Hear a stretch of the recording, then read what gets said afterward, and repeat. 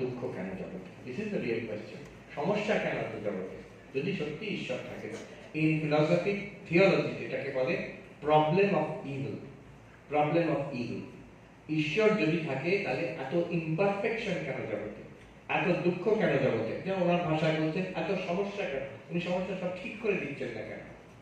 আর এটাকে একটা আর্গুমেন্ট বলে না হয়, যেহেতু এত সমস্যা আছে জগতে, এত ইমপারফেকশন আছে জগতে, এত ইভিল আছে জগতে, অতএব ঈশ্বর বলে কোনো জিনিস নেই।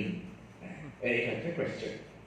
এর জবাব আছে খ্রিস্টান থিওলজিতে, একটা পুরো ব্রাঞ্চ আছে theology, theodicy. Theodicy is defending the ways of god to man. মানে ঈশ্বরের পক্ষে হয় লয়ার হয়ে, আমরা লয়ার, ঈশ্বরের পক্ষে লড়াই করছি। ঈশ্বর কিছু বলছেন না, এই যে প্রশ্ন করা আলো কিছু করছে, তো অতএব তাকে বাঁচাতে হবে, ঈশ্বরকে বাঁচাতে হবে, তার দায়ী পড়লো আমাদের উপরে, ঈশ্বরের পক্ষে হয় বলতে হবে। তো তখন যে আর্গুমেন্টগুলো আমরা দিচ্ছি সেগুলো হচ্ছে, তো একজন Arthur Herman professor of philosophy, Hawaii ইউনিভার্সিটিতে ছিলেন। তিনি একটা বই লিখেছিলেন, problem of evil in Indian philosophy, Indian thought. তাতে এই প্রশ্নের জবাব 24টা জবাব দিয়েছে, 24 আনসার্স উনি কালেক্ট করেছেন from different religions, philosophies and literature of the world. 24 answers, অনেক রকম তার জবাব আছে। কেমন কেমন, যেটা একটা স্যাম্পল দিই। কেন দুঃখ কষ্ট আছে জগতে? উনি বলছেন যে ক্যারেক্টার বিল্ডিং, যে এই দুঃখ কষ্ট না হলে আমরা তৈরি হব না, আমরা এগোতে পারবো না, আমরা মানুষ হব না। এটা এক রকমের আনসার। এর বিরুদ্ধে সঙ্গে সঙ্গে আপনার 10টা আর্গুমেন্ট আপনার হতে পারে।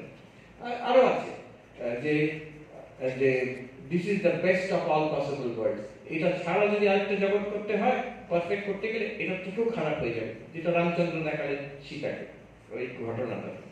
So this is the best of all possible worlds, এটা এর একটা আর্গুমেন্ট। এরকম 24টা আছে বিভিন্ন, প্রত্যেকটা একটা করে well developed stream of thought. আমাদের যেটা প্রধান ভারতবর্ষে কর্মবাদ। কর্মবাদ হচ্ছে everything here is ruled by cause and effect. Good, good, bad, bad, and none escape the law. Whosoever wears a form wears the chain too. তো আমাদের কর্মের জন্য আমাদের এই জগৎ, আর আমাদের এই শরীর আর এই জীবন, এটা কেন? এটা আমি সৃষ্টি করেছি। এটা কর্মবাদের বিশ্বাস, আমি সৃষ্টি করেছি। সাধু বলছে যে বহুত গম্ভীর সিদ্ধান্তে মহাত্মাজি, ভেবে দেখো, যে বৌদ্ধ ঈশ্বর মানে না, যে বৌদ্ধ আত্মা মানে না, সে কিন্তু কর্মবাদ মানে, পুনর্জন্ম মানে। জৈনরা কর্মবাদ মানে, পুনর্জন্ম মানে। শাক্ত, শৈব, বেদান্তি, গাণপত্য, যারা সব, এরা সবাই ভারতবর্ষের যত সিদ্ধান্ত আছে, যত সিদ্ধান্ত 4 ভাগ বাদে, সবাই কিন্তু কর্মবাদ মানে।